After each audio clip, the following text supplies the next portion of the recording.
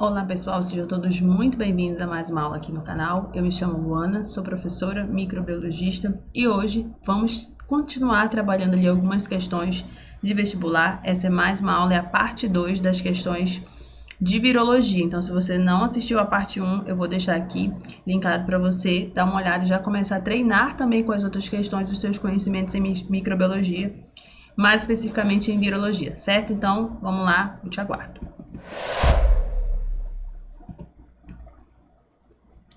Preparem aí as suas canetas, as suas anotações, que nós vamos trabalhar 4 questões voltadas ali para o tema de virologia. Questões essas que aparecem nos vestibulares, que se você até olhar, inclusive eu tenho feito uma curadoria de questões para um curso que eu vou fazer de microbiologia, mas as questões que eu estou pesquisando são questões de concurso. Se você olha, às vezes não tem muita diferença daquelas que são cobradas por algumas bancas nos concursos quando você compara com bancas de vestibular. Então, já é uma forma também de você treinar se o seu objetivo é concurso público, certo? Então, essa primeira questão aqui fala o seguinte. Essa foi uma questão da Unesp. O dogma central da biologia, segundo o qual o DNA transcreve RNA e este orienta a síntese de proteínas, precisou ser revisto quando se descobriu que alguns tipos de vírus têm RNA por material genético. Nesses organismos, esse RNA orienta a transcrição de DNA. Olha só, vou até deixar destacado aqui. RNA orienta a transcrição de DNA, num processo denominado transcrição reversa. Então, ele quer saber sobre o tema de transcrição reversa, como que ele ocorre, quem faz e quem não faz, tá? Tanto que ele pergunta, a mesma só é possível quando? Então, aqui ele quer uma das opções aqui está correta sobre o tema transcrição reversa e você precisa marcar a correta. Então, se você não lembra o dogma central da biologia molecular, eu trouxe aqui para vocês. Então, inicialmente, o que você tinha, né? O que a gente tinha de conhecimento em relação ao fluxo da informação genética. Então, você tem o DNA, onde estão contidos os genes, tá? Quando a gente precisa de uma informação que está no DNA, ele faz ali o processo de transcrição, que é transformar parte dessa informação em um RNA, que é fita simples, ele é fita duplo DNA, e transcreve em um RNA fita simples, e esse RNA fita simples sofre o processo de tradução, onde essa informação que está na forma de ácidos nucleicos passa a ser feita na forma de aminoácidos, transformando em proteína. Então, esse era o fluxo, o sentido da informação. Lembrando que no caso do DNA, ele tinha capacidade, né, dentro do dogma anterior, que antes de ser revisto, ele tem a capacidade também de se replicar, ou seja, de fazer cópias dele. Então, era isso que se tinha. Com a descoberta de vírus que possuem material genético de RNA e que eles carregavam também uma enzima chamada de transcriptase reversa, o que eles perceberam? Que no caso de alguns vírus, não são todos aqueles que têm genoma de RNA, tá? Que fique claro, são apenas alguns, aqueles da família Retroviridae. O que vai acontecer?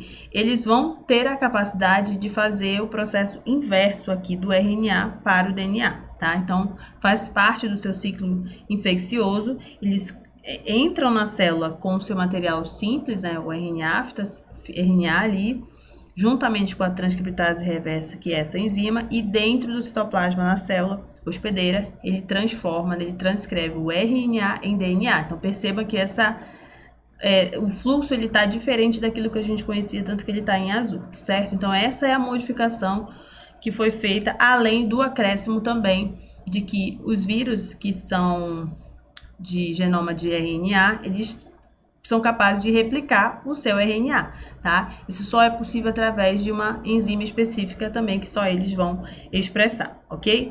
Então, só relembrando, vamos analisar as questões aqui.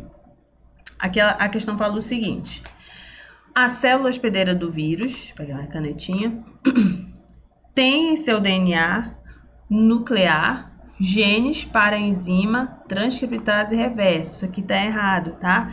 Lembra que eu acabei de falar que o próprio vírus carrega com ele essa enzima, porque justamente se ele carrega com ele é porque de alguma forma ele precisa dela, e onde ele vai ficar, que é na célula hospedeira, essa célula não vai ter essa enzima, tá? Então, a célula hospedeira não é capaz de sintetizar esta enzima, então por esse motivo o vírus já leva dentro do seu capsídeo esta enzima. Letra B. A célula hospedeira do vírus incorpora ao seu DNA o RNA viral. Essa parte está errada, sabe por quê? Lembra que alguns vírus, os retrovírus, eles têm material genético de RNA, só que eles precisam transformar esse RNA, que é fita simples, em fita dupla. Então, essa necessidade de transformação nada mais é porque é justamente o DNA viral que vai lá no núcleo da célula e é esse DNA que vai, né, se incorporar no genoma da célula hospedeira, tá? Então, não é o RNA viral que vai ser incorporado, e sim o DNA viral após o processo de transcrição, tá? Então, não pode ser a letra B. Letra C. A célula hospedeira do vírus apresenta no interior de seu núcleo proteínas que promovem a transcrição de RNA para DNA. Não, só quem faz isso é justamente a enzima transcriptase reversa levada pelo vírus. A célula hospedeira não tem essa enzima, tá? Letra D. O vírus de RNA incorpora o material genético de um vírus de DNA que contém os genes para transcriptase reversa. Não, essa informação já está presente no material genético viral, né? No caso, o que tem o RNA, tá? Lógico que a enzima ela só vai poder ser produzida quando o ciclo infeccioso desse vírus ocorrer, tá? Então, a gente fica aqui com a letra E, que fala o seguinte: o vírus apresenta no interior de sua cápsula, aqui na cápsula leia capsídeo, tá? Pode ser que você encontre essa palavra, mas é o capsídeo, tá? Proteínas, que na realidade é a enzima transcriptase reversa. Não está errado dizer que é proteína, porque as enzimas, né, elas são proteínas, tá? Proteínas com poder catalítico, tá? Então, proteínas que promovem na célula hospedeira a transcrição de RNA para DNA, certinho, lembrando que essa transcrição reversa ocorre no citoplasma. Então, a gente fica aqui com a letra E. Próxima questão, da Universidade do Ceará, né? Do estado do Ceará. O Sistema Único de Saúde oferece um serviço de saúde integral e gratuito que inclui um calendário nacional de vacinação. Deixa eu só pegar aqui meu apontador. Sobre as vacinas disponibilizadas pelo SUS, ele quer a correta. Então, você tem aqui 4 erradas e apenas uma certa, tá? Então, vamos analisar. A tríplice bacteriana, letra A aqui, previne doenças como sarampo, cachumba e rubéola. Tá errado. Por quê, professora? Porque essas 3 doenças são doenças virais, tá? Então, a tríplice bacteriana não vai proteger de doenças virais, tá? Letra B. A tríplice viral previne doenças como difteria, tétano e coqueluche. Também está errada. Por quê, professora?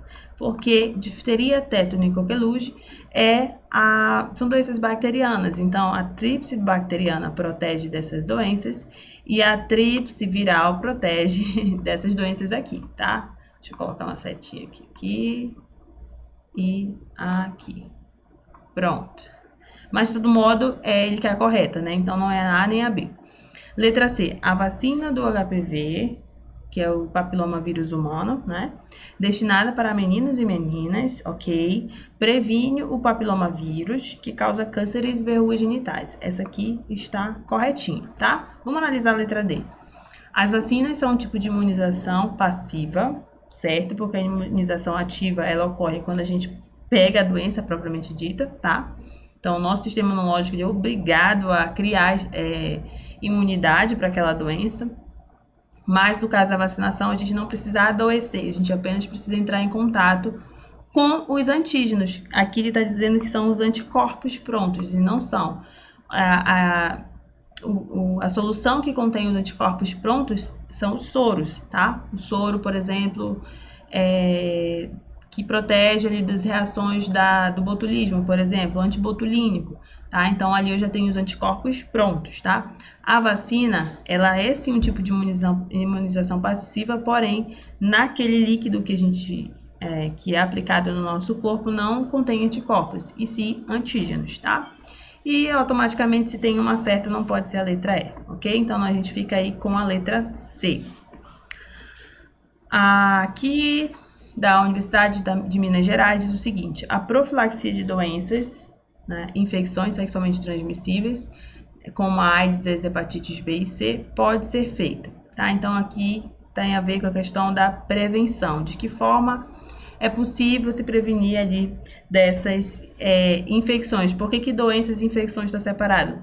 Tem uma aula que eu estou falando justamente sobre isso, mas é porque nas infecções a pessoa está com um micro-organismo ali no seu corpo, mas ela não está desenvolvendo sinais nem sintomas. Então, às vezes ela está sintomática, mas está carregando micro-organismos. E nas doenças você já tem uma sintomatologia instalada, tá? Você já tem alguns certos incômodos, você já sabe que está doente, ok?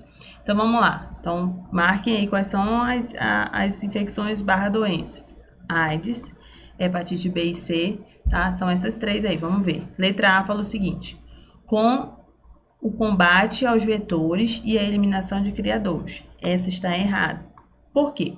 Porque tanto a AIDS quanto a hepatite B e C, elas não são transmitidas via vetores, tá? São doenças, são infecções que a pessoa se contamina, principalmente por via sexual. Tem a questão da transfusão, compartilhamento de seringas, acidentes com pérfuro cortantes, mas de maneira geral, a relação sexual desprotegida é a principal forma de transmissão. Então, se você quer proteger, você precisa focar na prevenção o quê?